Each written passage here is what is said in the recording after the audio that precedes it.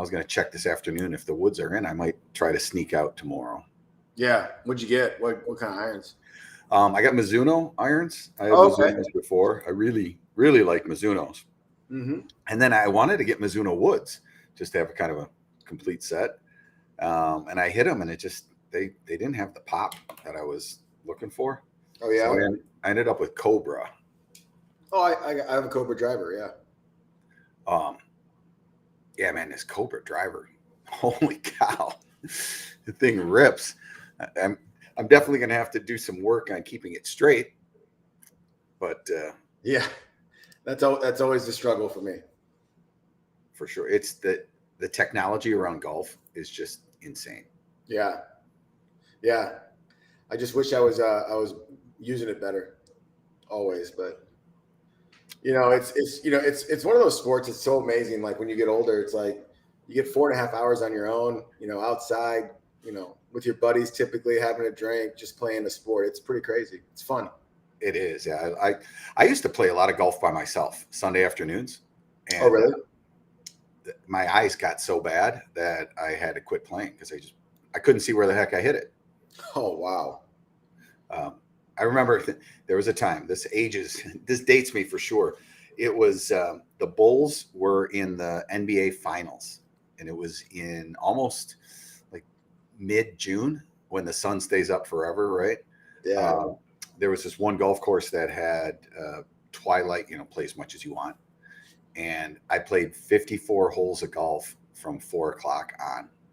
Holy cow. Just, in a cart ripping. Yeah, just going. But that we don't play like that anymore. Yeah. That would have cost me like at least a dozen balls. Oh my gosh, for sure. I think actually the course I was playing was pretty wide open. So yeah. That part was nice. So my sport now though is I love fly fishing. Oh, really? I'm like a nut about fly fishing. In fact, I actually met my wife. I learned to fly fish after I met my wife. And had I learned to fly fish prior to meeting my wife, I'm not so sure I would have still been in Chicago. I might have been floating down a river, guiding somewhere out west. Yeah, I was gonna say, are you able to get out fly fish in Chicago at all or anywhere? Up in Wisconsin for sure. Okay. And then believe it or not, there is bass fishing with the fly here in Chicago. There's a river, the Kankakee River, and there's a guide who actually goes down it. It's pretty wild. Smallmouth fishing.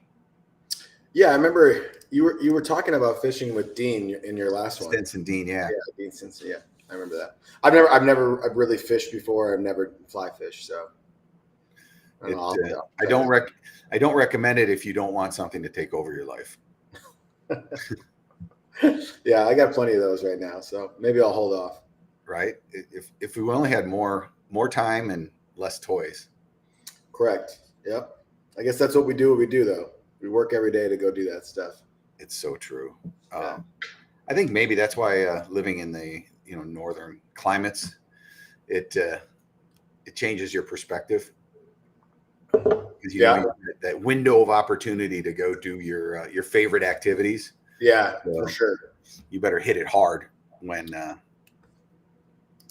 you're. Yeah, you got to make hay.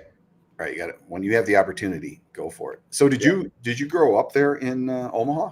Yep. Yeah, I've spent my whole life here. So went to school at University of Nebraska. So just about 45 minutes up the interstate. Yeah, I'm a Badger. Oh yeah. Yeah. Since we've joined the Big Ten, there hasn't been much of a competition, but hopefully that changes soon. Yeah, I know. It was kind of weird. I was pretty excited about Nebraska coming in, and then they just. I mean, I don't know what the heck happened. You guys are the powerhouse. Yeah, we've had a bad run. Talking about dating ourselves, like I grew up in, the time of 1994, 95 when we had, some argue the best team in college football history in 1995. So that was definitely how people our age grew up and our expectations, and definitely hasn't been that way the last 10, 15 years. You guys had the Boz, right? No, that was Oklahoma. Nope. Oh, geez. What am I thinking? Yeah. We had like Tommy Frazier, Amon Green, Amon Green played for. He played for the Pack. Yeah, he played for the Pack. Yeah. we just had really good fundamental teams. Like we had great offensive, defensive line, so we were just running the ball. We got to get back there. Well, football has become such a business that, and I think it's going to be even crazier now that they're going to allow these kids to, make some money off their image and stuff. Yeah, the NIL is going to really change the game. For programs that have a great fan base, like a really loyal fan base, like Nebraska, we've sold out like 300 and some games in a row. It could be an advantage because even like small businesses around Lincoln are given NIL deals to kind of no-name linemen, like for burritos and stuff. So it could be a pull to Nebraska. I never thought about that. That's interesting. Yeah. I think it's that's fine. I don't think these guys should be paid to play. Yeah.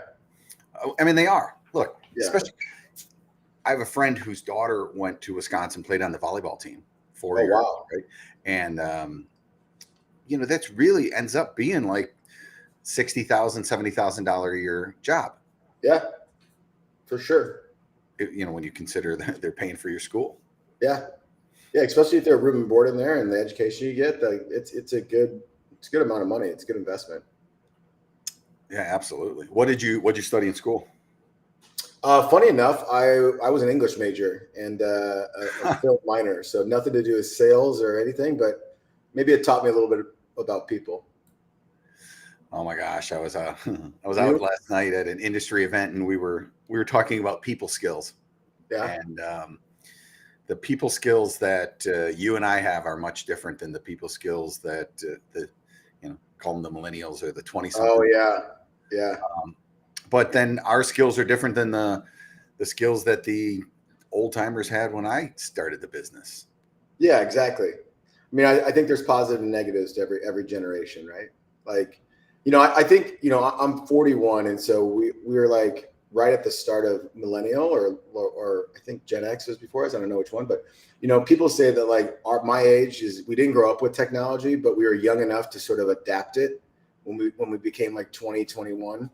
And so they feel like it's a good middle ground this age because you're not sort of like dependent on technology. You sort of know the old way and the new way, I guess. Yeah, for sure. I think, I saw a great video the other day of they showed these kids a rotary dial phone, and gave them no instructions. Oh, yeah, I saw that. See how this works. And they pick it up and it was buzzing. They're like, oh, wait a minute. It's buzzing. Is this thing broken? Like, yeah. They've probably seen it in like movies or something, but didn't know how to actually function. They did not. All right. It is 12:01. It's Friday, and this is the Smart Market. Welcome, everyone. I gotta get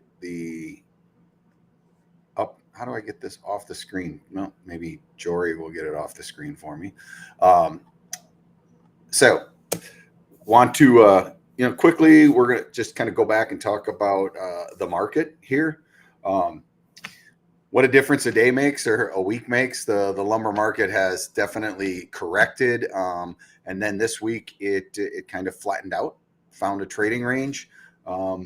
We saw, definitely saw some activity through the platform at the new levels.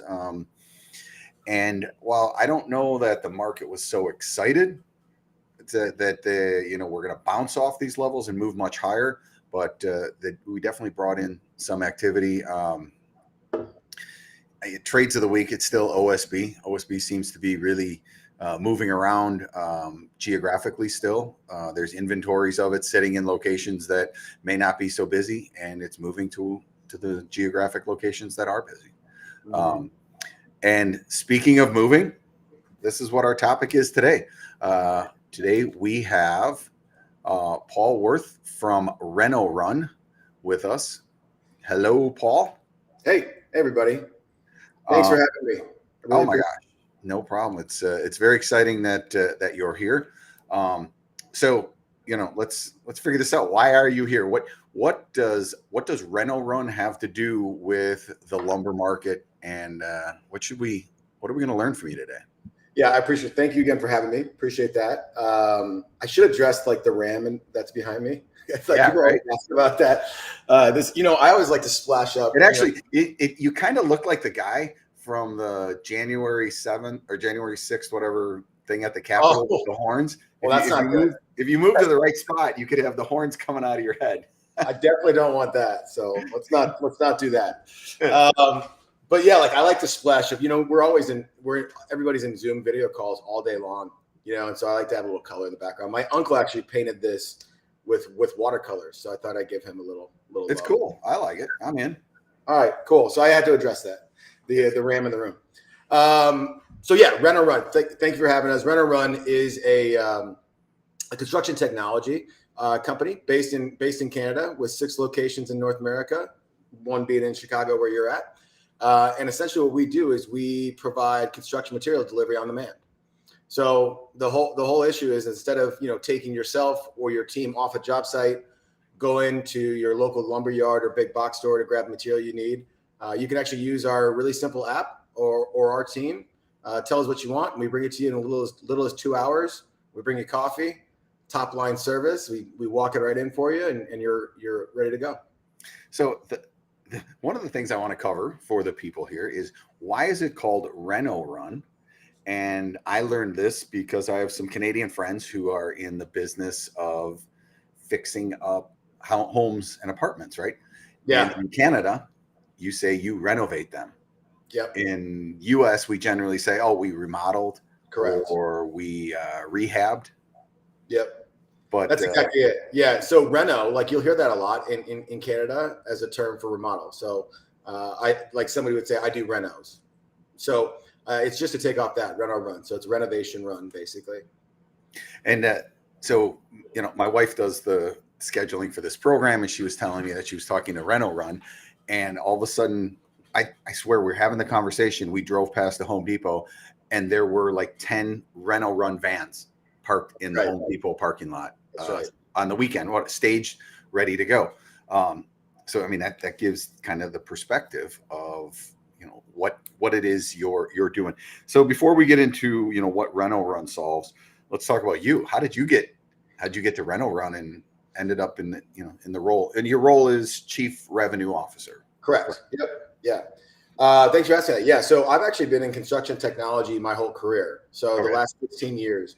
I previously worked for about 15 years for a project management software inside residential construction mainly. It's based here in Omaha, Nebraska, where I'm located.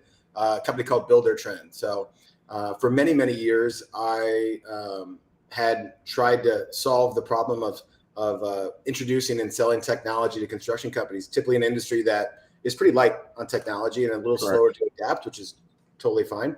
And so cut my teeth there for many, many years and had a great experience. And the CEO of our company, Eamon O'Rourke, who's just a really great person and very hard to say no to. He and I had a relationship over the number of years where we would talk often, and he would tell me about his business and this great idea. And he finally asked me to come on board, which I really appreciate. And here we are. So I'm here leading the charge for our company with all things revenue.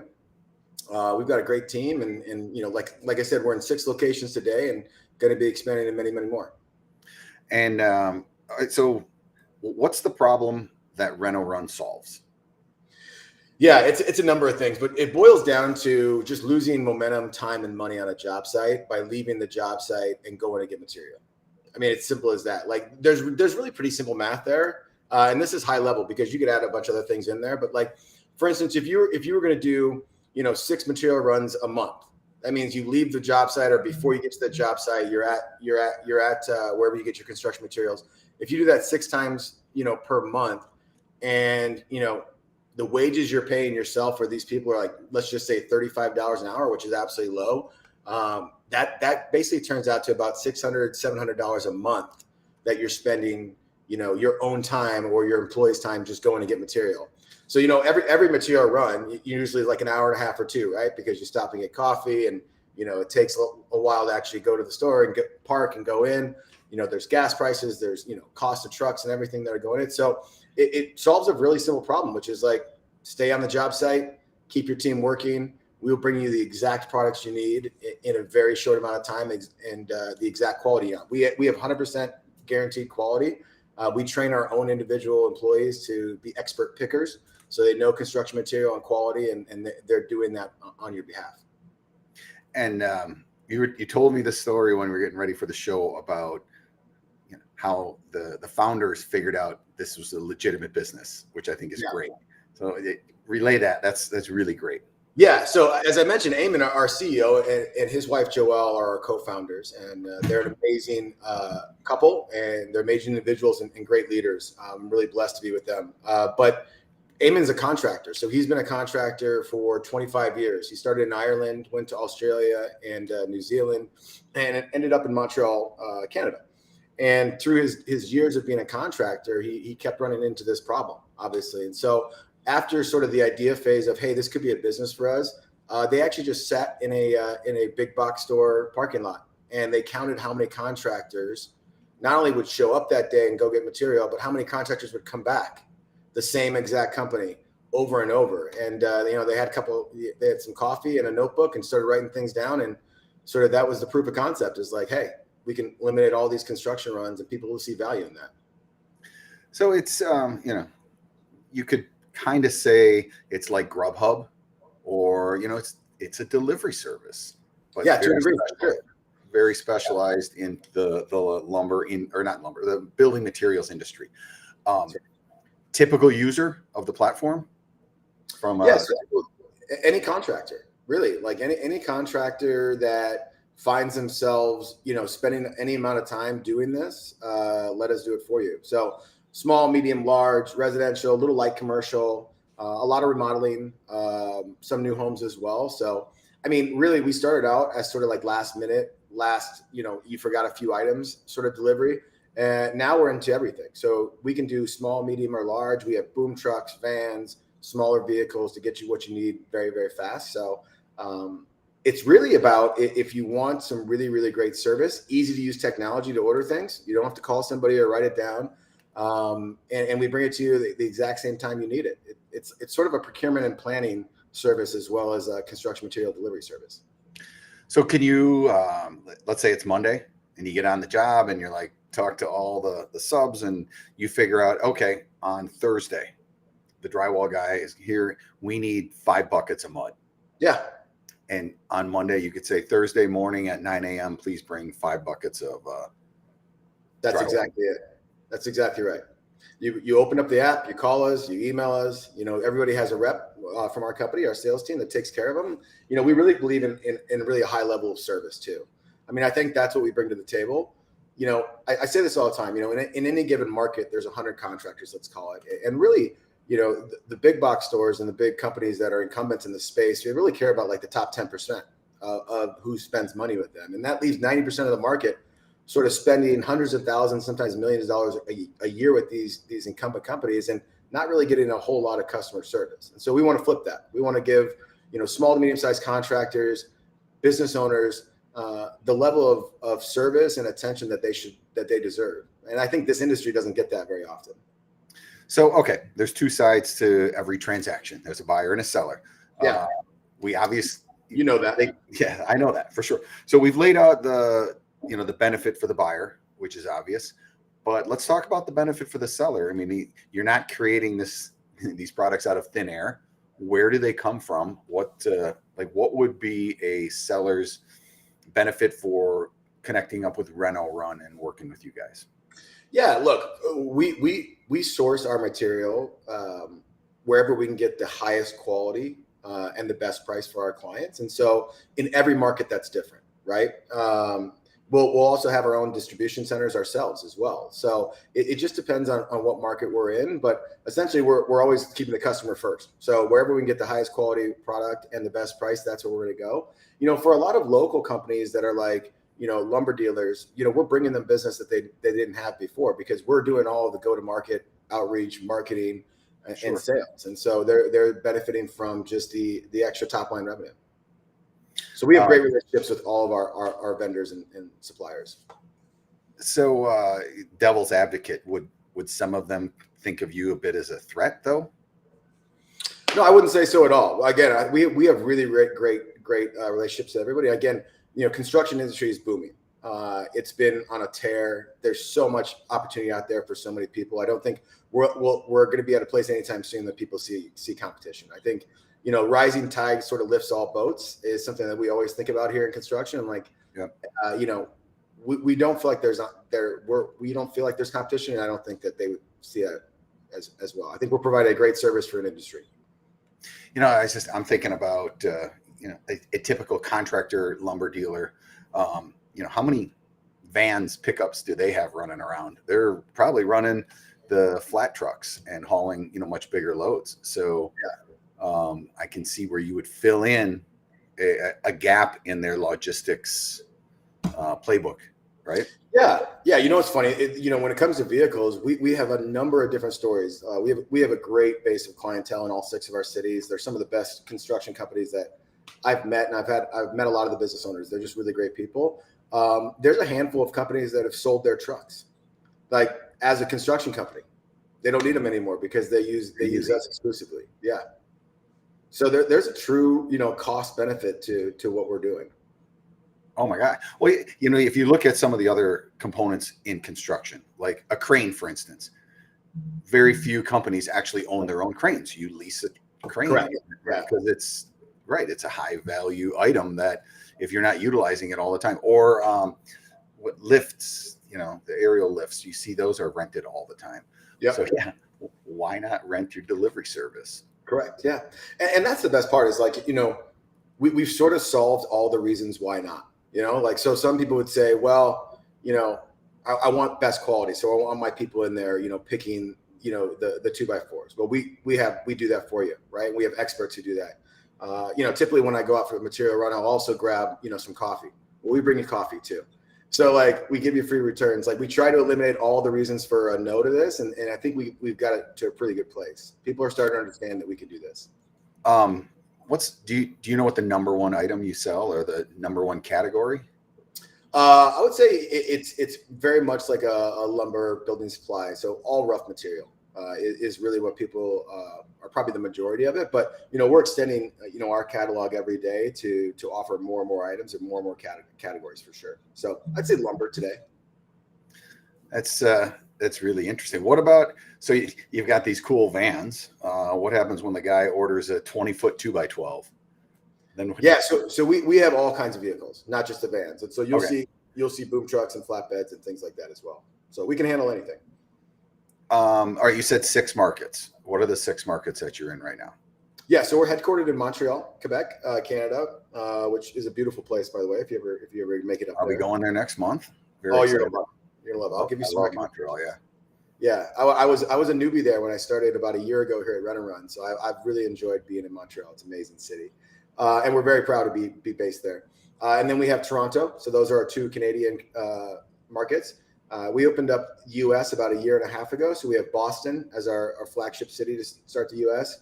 Chicago was next. Yep. And we've just opened up Philadelphia and Washington, D.C. What's the biggest challenge when you open up a city? I've got a list of them. I guess I can. I think honestly, it's outreach to the community, which is really important to us. Like we don't want to be somebody that's a flash in the pan. We want to be truly a part of each community that we're in.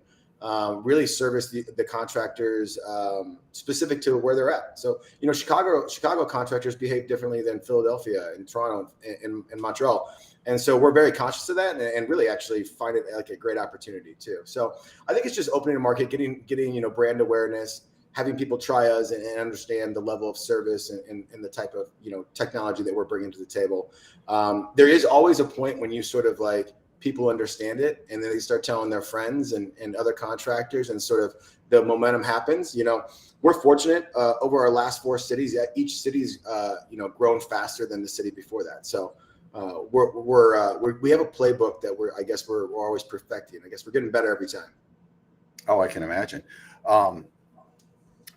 What aside from like getting the market up and running, where do you see like in a city?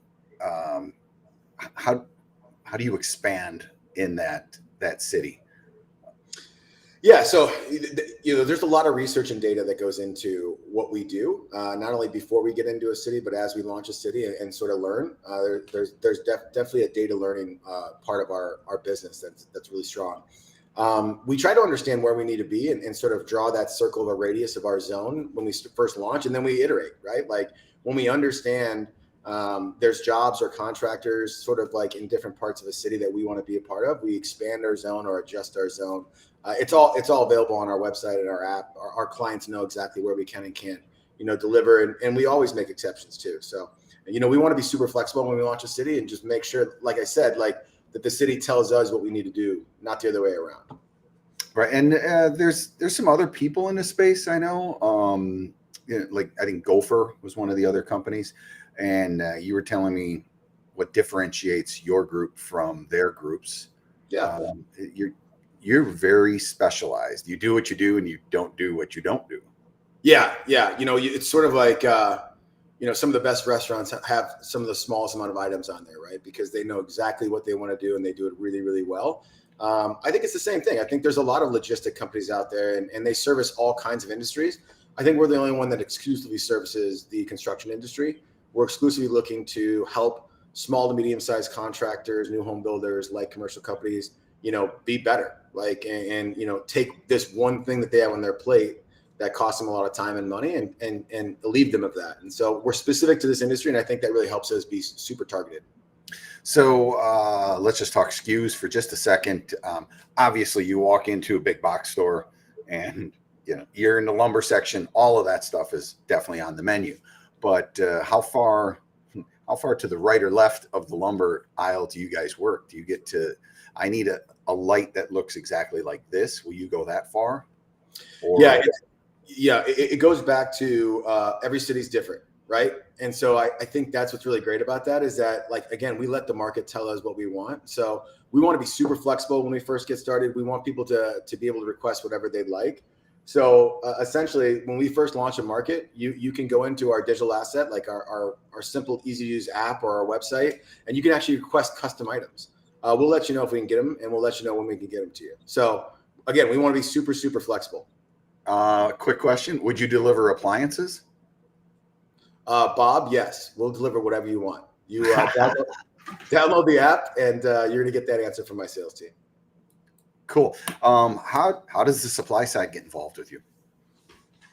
I think what we're trying to do is create all those relationships too. We want to make sure that we have the right relationships with the right companies so that we can continue to deliver on our customer promise, which is getting you the exact materials you need, highest quality at the time you need it. So we've got a great arm of our company in our merchandising wing that are creating all of these relationships with these different vendors and suppliers, and it's been going really great.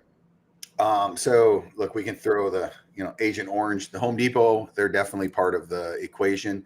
Are you looking at distributors like a Blue Links? Would they participate? Like who could realistically be on the supply side?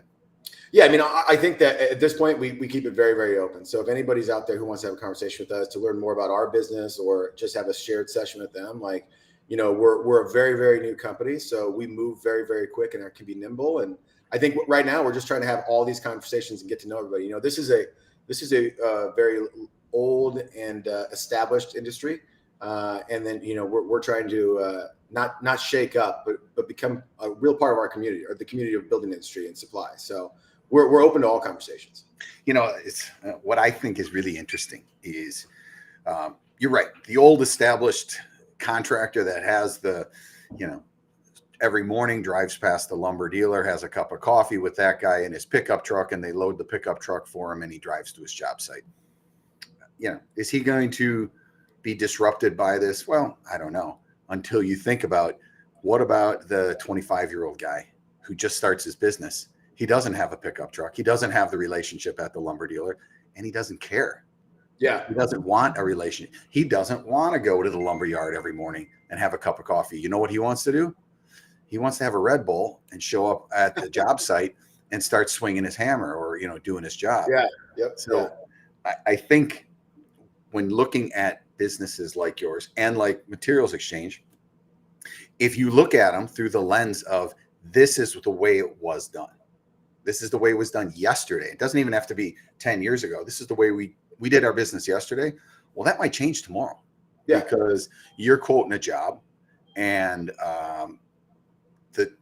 you're competing against someone who's, driving a car that has his bucket full of tools in the back of the car, and RenoRun's going to deliver all the materials.